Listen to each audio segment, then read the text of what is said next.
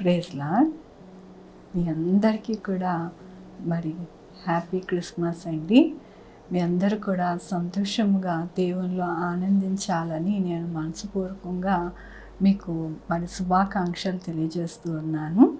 ఈ దిన వాగ్దానము మత్తయి సువార్త 1వ అధ్యాయము 23వ వచనము.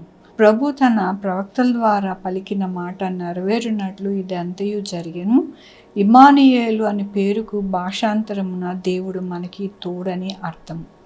ఇక్కడ దేవుడు ఎంత ఆయన కృపను మనకి అనుగ్రహిస్తూ ఉన్నారండి దినమున. ఇక్కడ ఏమంటున్నారు అంటే ఆయన మనకి తోడై ఉంటారంట. ఎలాగ తోడై ఉంటారు అని అంటే ఎల్లప్పుడూ కూడా తోడుగా ఉంటారంట. కాబట్టి మన జీవితంలో ఎల్లప్పుడూ కూడా ఆయన తోడుగా ఉన్నారు. ఈ లోకానికి రక్షించడానికి రక్షకుడుగా మనకి వచ్చారు అని మనము మర్చిపోకూడదు. దేవుని యొక్క వాక్యములో ఆమె యొక్క కుమారుని కనును తన ప్రజలను వారి పాపముల నుండి ఆయనే రక్షించును గనుక ఆయనకి యేసు అని పేరు పెట్టెదరు. అవునండి, ఆయన ఈ లోకానికి వచ్చి మనల్ని రక్షించుకోవడానికి, మన జీవితాలని బాగు చేయడానికి, మనల్ని ఎంతగానో నడిపించడానికి, మన కుటుంబాలని కట్టడానికి, మన యొక్క కుటుంబాలు పాడైపోయినవి తిరిగి మళ్ళీ ఆయన మంచిగా సమకూర్చడానికి మనకి తోడుగా ఉంటారంట. అంతకన్నా భాగ్యం ఏం కావాలండి? చాలామంది అనుకుంటూ ఉంటారు, అయ్యో మమ్మల్ని ఎవరు సమకూరుస్తారు, ఎవరు మా బాధలు తీరుస్తారు, మాకు ఎవరు తోడుగా ఉంటారు అని ఎంతగానో బాధపడుతూ మరి మూలుగుతూ ఉంటారు. అయితే ఈ దినము దేవుడు అంటున్నారు, నేను మీకు తోడుగా ఉంటాను అంటూ ఉన్నారు. ఎప్పుడండి? 2000 సంవత్సరాలప్పుడే దేవుడు ఈ మాటను అనేది పలకడం జరిగినది. అంటే అప్పటి నుంచి ఇప్పటి వరకు కూడా ఆయన మనకి తోడుగా ఉండి మన జీవితాలను ఎప్పుడు కూడా కట్టేవారిగా ఉంటారు అని మనము మరవకూడదు. మన జీవితాలలో సంతోషము, సమాధానము, ఆనందమును నింపేది యేసే అని మనము గ్రహించుకొని మన జీవితాలను ఎల్లప్పుడూ కూడా ఉదయకాలమున ఆయన పాదాలు పట్టుకొని మనము ప్రతిదినము కూడా నడవాలి అని దేవుడు సెలవిస్తూ ఉన్నారు.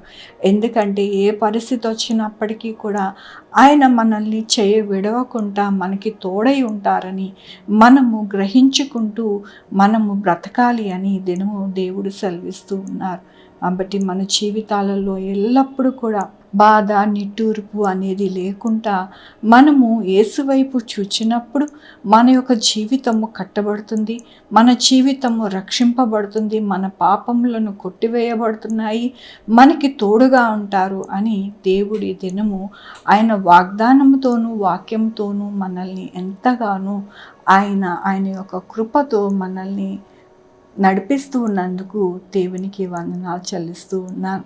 ఈ దినమున పుట్టినరోజు, పెళ్లి రోజు, అనేక శుభదినములు చేసుకుంటున్న వారందరికీ కూడా నిండారుగా శుభాకాంక్షలు తెలియజేస్తూ ఉన్నానండి.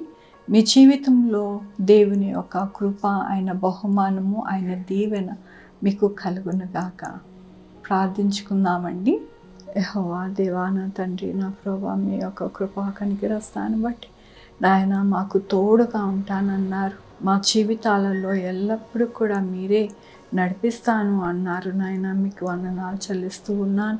అయ్యా నా ప్రభువా, సహాయం చేసే దేవుడివి నాయన, మమ్మల్ని దీవించి ఆశీర్వదించే దేవుడు అని మరొకసారి రుజువుపరుచుకున్నందుకు నీకు వేలాది వందనాలు చెల్లిస్తూ ఉన్నాను. అయ్యా నా తండ్రి, నా ప్రభువా, ఈ దినము పుట్టినరోజు, పెళ్లి రోజు, అనేక శుభదినములు చేసుకుంటున్న వారందరినీ దీవించండి, ఆశీర్వదించండి, మీ బహుమానము వారికి అనుగ్రహించమని కోరుకుంటున్నాను. అలాగే నాయన నా తండ్రి, మీ యొక్క కృపచేత నాయన ఎవరైతే నాయన మా కొరకు ప్రార్థించమన్నారో వారిని, వారి బిడ్డల్ని, వారి యొక్క భవిష్యత్తు, వారి ఆరోగ్యములు, వారి పనులు, వారి ఉద్యోగములు అన్నిటినీ కూడా దీవించి ఆశీర్వదించండి. Sugar, BP, thyroid, heart problem, kidney problem, AIDS, cancer, నరాల బలహీనత, పరాలసిస్, గ్యాస్ట్రిక్ ట్రబుల్, ప్రతి విధమైన అనారోగ్యాన్ని తీసేసి స్వస్థపరచండి.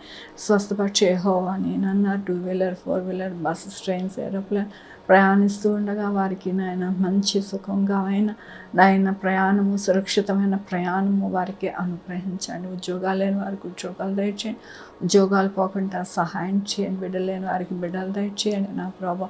ఏ కుటుంబాలలో సమాధానం లేదు, ఆ సమాధానమును వారికి నాయన ఇచ్చి నాయన వారి యొక్క కుటుంబాలు సంతోషభరితముగా ఉండడానికి మీ కృపని అనుగ్రహించమని కోరుకుంటూ నా ప్రభు, నా రక్షణ యేసుక్రీస్తు పరిశుద్ధమైన నామమున అడిగి వేడుకుంటున్నాను తండ్రి. ఆమేన్. తండ్రి, కుమార పరిశుద్ధాత్మ సదాకాలం మనందరికీ తోడై ఉండునుగాక. ఆమేన్. God bless you.